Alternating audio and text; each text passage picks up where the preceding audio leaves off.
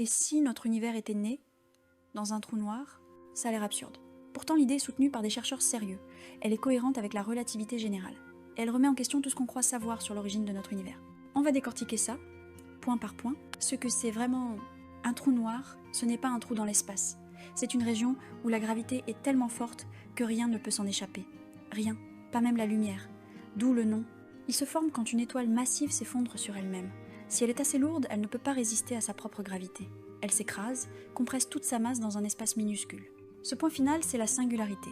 Autour de cette singularité, il y a une frontière. C'est ce qu'on appelle l'horizon des événements.